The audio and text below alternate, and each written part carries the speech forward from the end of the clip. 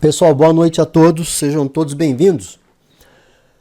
Vamos continuar aqui com a leitura, né? É uma leitura de livro isso aqui, né, pessoal? Não é uma aula, não é uma discussão, tá? Desse livrinho aqui bem enxuto, né? Bem macetoso, assim, sobre eletroencefalografia. Um texto introdutório, um atlas de achados normais e anormais em adultos, crianças e bebezinhos, né? Antes, deixa eu só falar para vocês aqui que os nossos canais, né, para médicos e psicólogos, a gente tem aqui o EEG Masters, dominando a arte da eletroencefalografia. Para todo mundo, a gente tem aqui o nosso canal também no Instagram, que é o EEGTube também, e o EEGTube no YouTube, onde a gente tem aí mais de 300 vídeos, né, sobre EEG, tá? Sobre discussões relacionadas à neurofisiologia do EEG. Tá, então convido vocês a participarem nesses canais. A gente começou a falar sobre o EEG normal, então nós falamos sobre os achados, a gente viu aqui, né, no texto, os achados focais, as alterações generalizadas, né, as identificações. Depois a gente entrou no capítulo de encefalopatia e delírio. A gente estava falando a semana passada das ondas trifásicas, para a gente relembrar, né? Essas ondas trifásicas. Deixa eu só colocar minha canetinha aqui. Tinha esquecido da canetinha. As ondas trifásicas, elas são características das encefalopatias, dos diversos tipos de encefalopatia, né?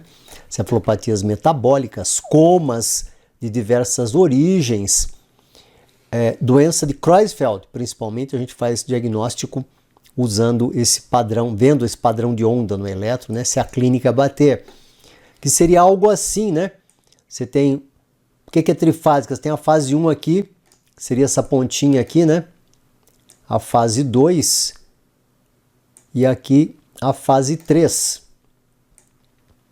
E às vezes, aqui não é o caso, mas às vezes fica difícil a gente diferenciar, por exemplo, uma onda trifásica. Aqui dá para ver bem que é uma trifásica, mas às vezes é difícil diferenciar uma trifásica de uma ponta onda, tá? Aqui está bem nítido, né, o aspecto trifásico da onda. Você pode ver que as trifásicas também, apesar de elas terem 3 fases, né, 1, 2 aqui e 3, a morfologia delas varia muito, né? Olha, varia bastante.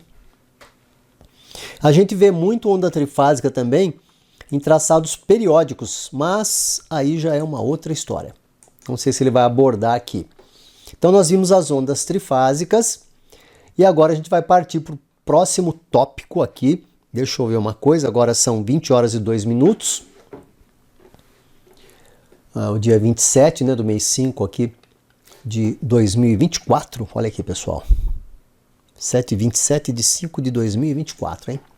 Para quem estiver no futuro e assistindo.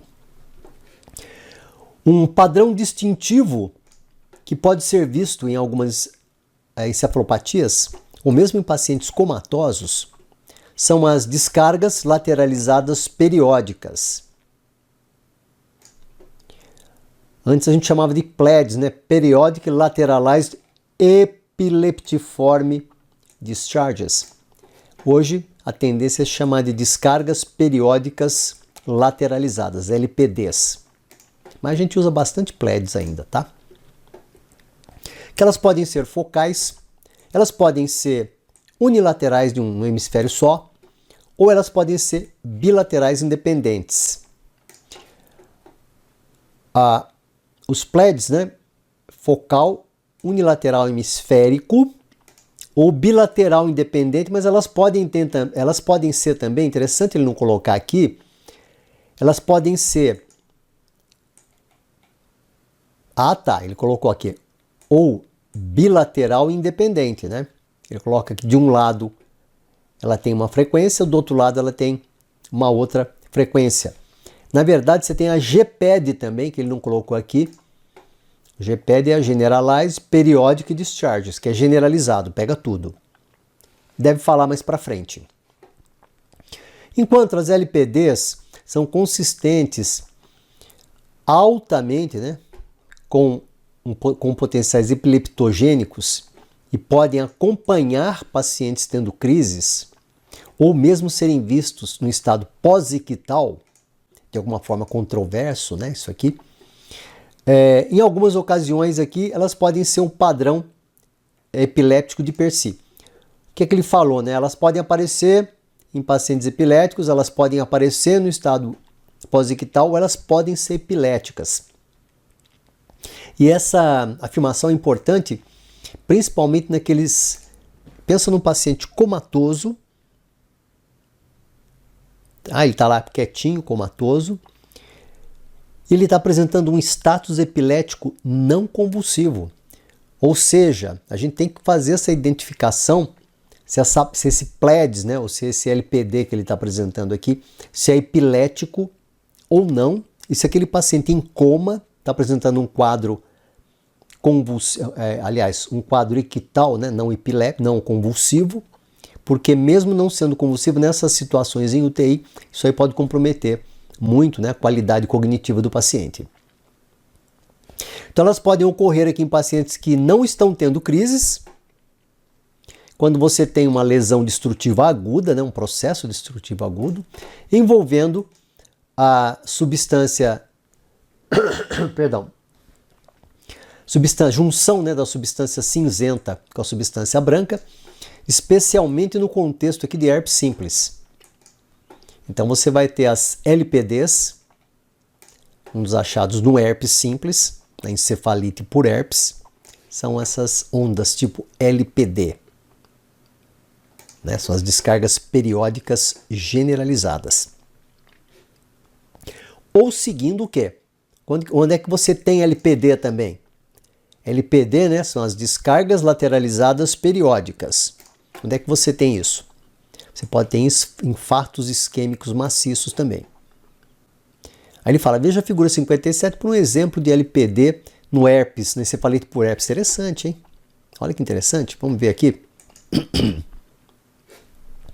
Olha que interessante. Você tem aqui FP1, F7, F7, T3, T3, T5, T5, O1. Então nós estamos pegando mais aqui a região lateral do escalpo, tá vendo? Já os eletrodos que ficam mais na região mesial aqui, ó, eles têm alguma coisinha também, mas o comprometimento não é evidente. O que realmente confirma uma coisa que se fala, né? Que é a preferência do herpes pela região temporal e principalmente pela região temporal esquerda, né? Engraçado isso, né? O herpes, engraçado não, né? É triste, mas é curioso, vamos dizer assim, que a gente veja com muita frequência o herpes acometendo essas regiões aqui laterais, principalmente pegando o hemisfério esquerdo e pegando as regiões temporais. É uma predileção, não se sabe direito porque que o herpes tem essa predileção. E aqui você vê, então, as descargas periódicas lateralizadas, porque você só tem do lado esquerdo, você não tem do lado direito, tá vendo? Do lado direito você não tem nada. Do lado direito você tem o quê? Uma lentificação θ, né? E um traçado de baixa amplitude onde você não vê esse θ. Parece que tem um movimento ocular aqui também, né? Pode ser que seja um movimento ocular ou pode ser que seja só um reflexo dessa descarga aqui. Não dá para dizer aqui. Agora olha que interessante, você tem a descarga, ela ocorre aqui, ela ocorre aqui, ela ocorre aqui, ela ocorre aqui, aqui, aqui e aqui, a intervalos mais ou menos constantes. Por isso a gente chama isso aqui de periódico.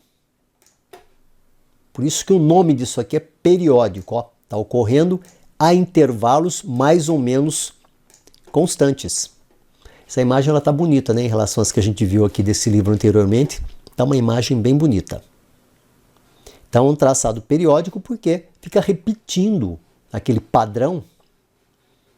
E é trifásico? Aqui no momento não é trifásico, né? É mais uma onda com uma fase negativa e uma fase positiva e talvez um componente lento. Não está com muito jeito de trifásico aqui. Aqui já está mais um pouquinho parecendo uma onda trifásica. E aqui está com bastante cara de trifásico aqui, né? Tá vendo? Então, aqui no caso, já é trifásico aqui, ó. tá? É muito comum essas ondas trifásicas, então, aparecerem como componente das descargas periódicas lateralizadas. Mas tem que ser sempre trifásico? Não. Às vezes é um componente lento, às vezes é só dois componentes rápidos. No caso aqui, a gente está vendo que tem esse componente de aspecto de onda trifásica aqui, tá? E esse PLEDs, Periodic Lateralized Epileptiform Discharges, PLEDs, tá? Está no contexto aqui de um herpes. Então, quando você pega um eletro, a resolução do eletro, você vê uma pessoa com um quadro, né, de uma encefalite, uma provável encefalite com esse eletro aqui, isso aqui é quase certo que isso aqui é um herpes. Primeira hipótese na frente de todas ali é um herpes, tá? Dicas de passagem, né? Que a resolução do eletro, a resolução temporal do eletro para o herpes é tão boa quanto da ressonância de crânio, tá?